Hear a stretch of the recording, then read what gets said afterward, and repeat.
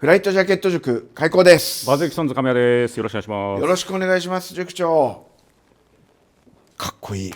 ありがとうございます。今日は、はい、海軍航空隊のジャケットを代表する G1 系統の話です。はい、これは楽しみです。はい、はい、かなり今興味を持っているところなんです。はい、陸軍航空隊で採用されたそのレザーのフライトジャケット、皆さんご存知かと思うんですけど、代表する A2、ですね。海軍航空隊はその G1、はい、50年代になると G1 という称号が与えられるんですけども、はい、その G1 の以前は1940年スタート、ほう、今日私が着ている M422 というほう、これから始まるんですね。はい、で現在まで海軍では支給されている、現在までっていうことは、はい、もう40年代からはい、80年から90年近いこれぐらいになりま長さにすよね。なっちゃいますよね。なりますよね。もう今支給されているのは厳密に言うともうフライトジャケットっていうカテゴリーではないんですけども、今は地上の人が着る形ですか。はいはい、はい。だけどまだ支給されているっていう。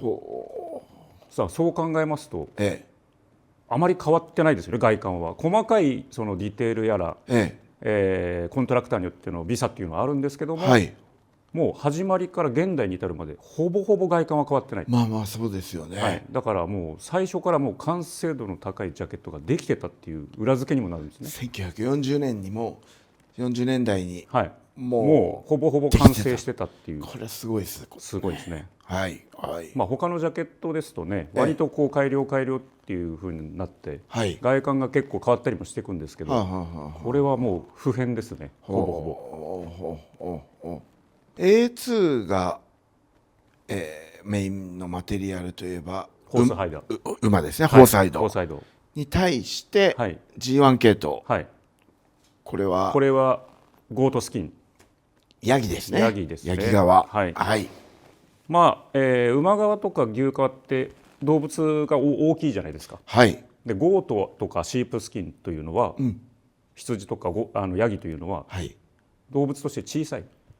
その小さいマテリアルを使用しながらジャケットを組み立てなくてはいけないので、割と無駄なくロスなく使っていかないといけないんです。そういう工夫がね、このジャケット見えるんですよ。最初から。それはどういうとこかというと、こういう脇の下の小さいカッティングのパーツですね。2つのパーツがそこに縫わされてますね。それから背中ですね。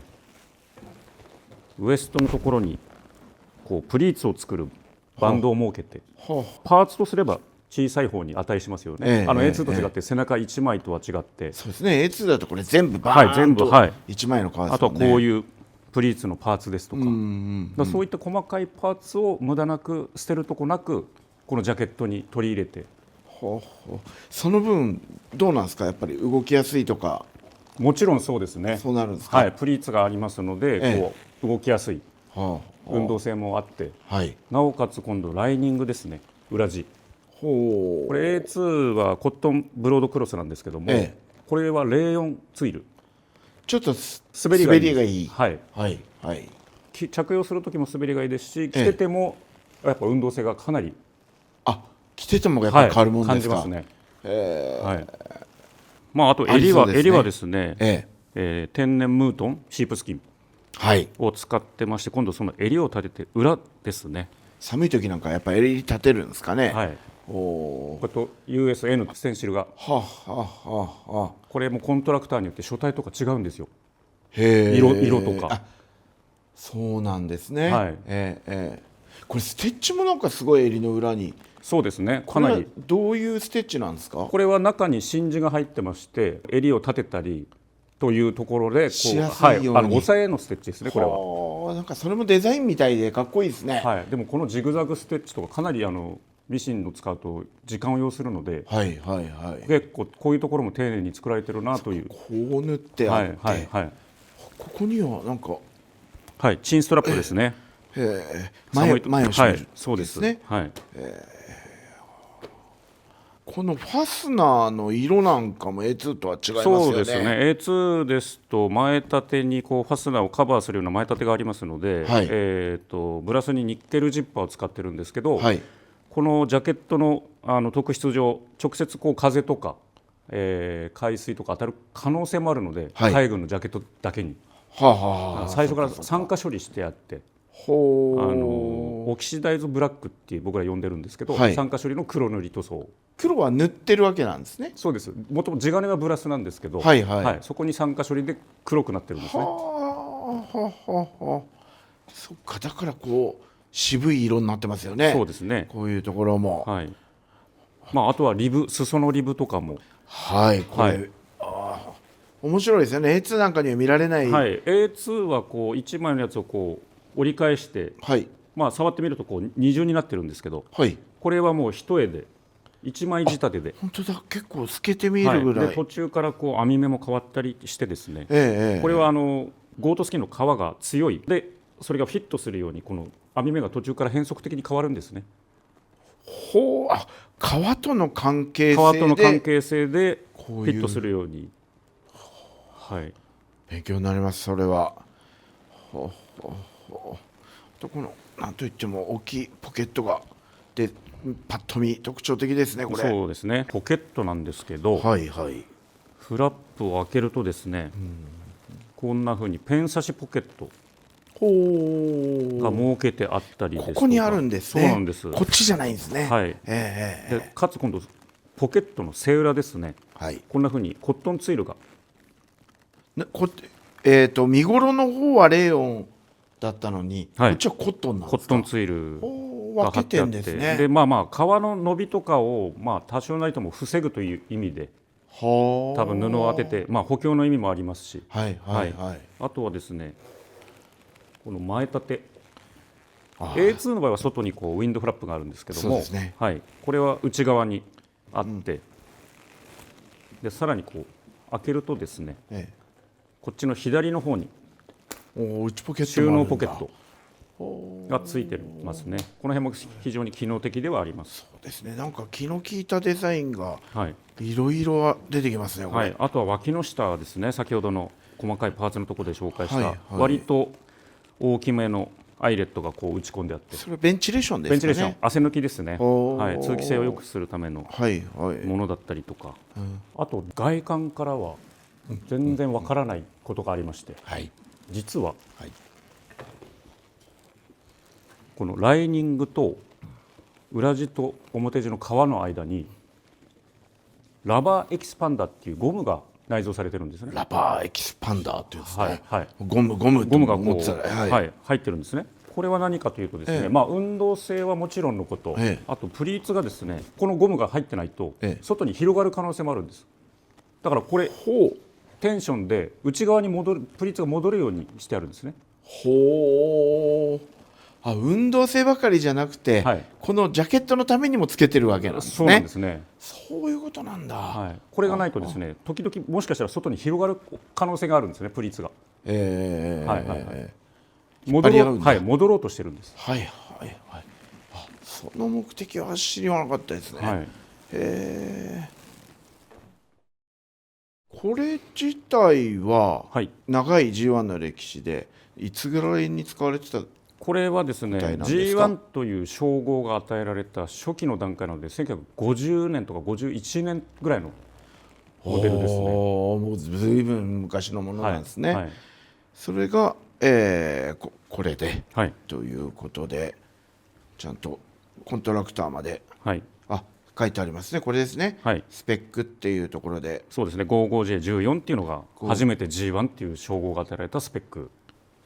それまでは G1 という言葉を使ってなかったんですね。このミルスペックにも G1 って、この時から出てきたんですね。この時から出てきました。このモデルは、これはコントラクターが、実名復刻ネームで。これは復刻ネーム？復刻ネーム。これバズリクソンズの製品なんですけど、僕すみません、ヴィンテージのを使ってると思ってずっと話を聞いちゃってましたが、これバズリクソンズなんですね。バズリクソンズが作った実名復刻ネームなんですね。そういうで G1 の今度着用使用目的、空軍なんかでは温度域にこうカテゴリーがライトゾーンとかありましたね。インターメディエートゾーン、中温域、ヘビーゾーンとか3種類ぐらいに分かれてるんですけど、これもねジャケット G1 という称号がついたあたりから他のコントラクターでは、インターメディエートフライトジャケットって書いてあるんですね。で海軍でいうインターメディエートというのは、空軍のその温度域とは違って、夏用と冬用の中間ぐらいの着用目的ですよっていう大まかな厳密に何度ではないんですね。ではなく、という空軍とのインターメディエートの表記の違いがあります。同じ言葉は使ってたんですね。塾長、これ50年代、初頭のモデルです。塾長が着ているのがこれが40年代一番最初の始まりの、これはバズ・リクソンズの復刻ですよね。だからそうやってほとんど見た感じ違いがないんですけれども、どうですか、どの辺ですか、40年代と50年代で違うのって。先ほども話したように、ほぼほぼ変わりがないんですね。細かいコントラクターによっての微差とかはあるんですけど、実はこの50年代とこの僕の着ている40年代の間にまたジャケットが存在するんですね。別のモデルが。M422 で、これが 55J14 の G1、その間に AN6552 とか ANJ3A という、それもほとんどの微差でしか変わりのない流れがあるわけですね。その AN シリーズというのはまた深い意味を持ちまして、アーミー、陸軍航空隊のアーミーの頭文字と N は海軍のネイビーの頭文字を両方軍で共用目的で作ったがゆえに、そういったモデルが誕生するんですね。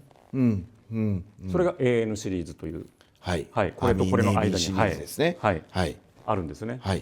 見た目は変わらないけど、変わらず見た目は変わらないけど名前は変わっていくと。これ共用目的でっていうことではあるんですけれども、実際アーミーも来たという実績はあるんですか。当時の資料とか見ると、ほぼほぼ大半がもう海軍によって使用された。陸軍は A2 の方に行っちゃってたんですかね。ほんの一部ぐらいですね。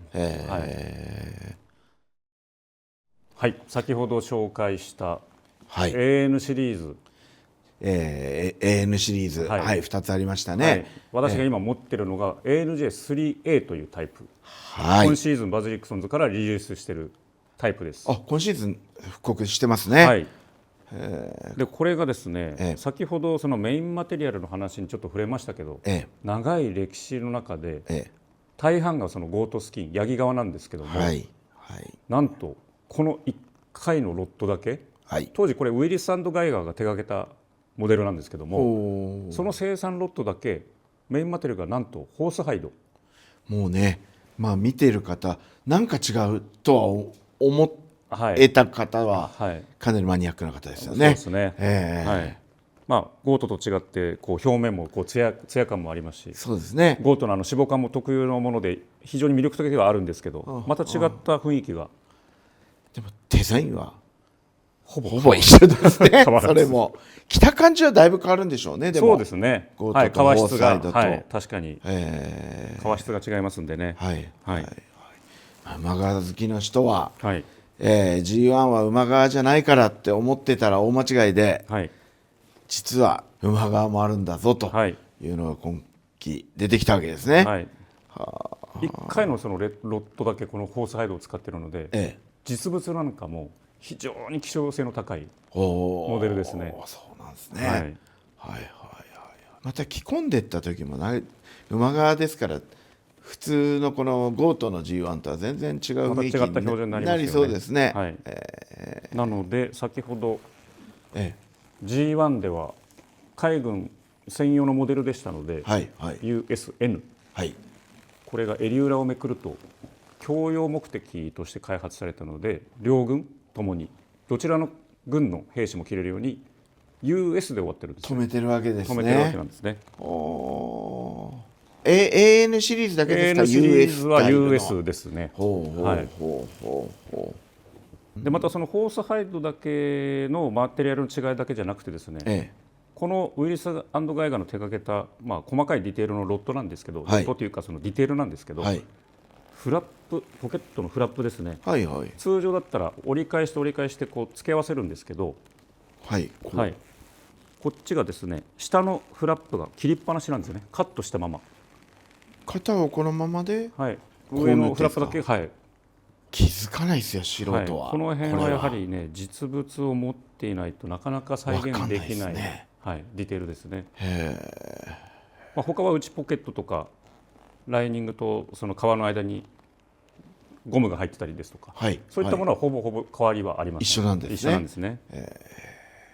もうこの形にアメリカ軍は自信を持ってたわけですね、きっと当時から。多分そうでしょうね。もう絶対これっていうね。はい、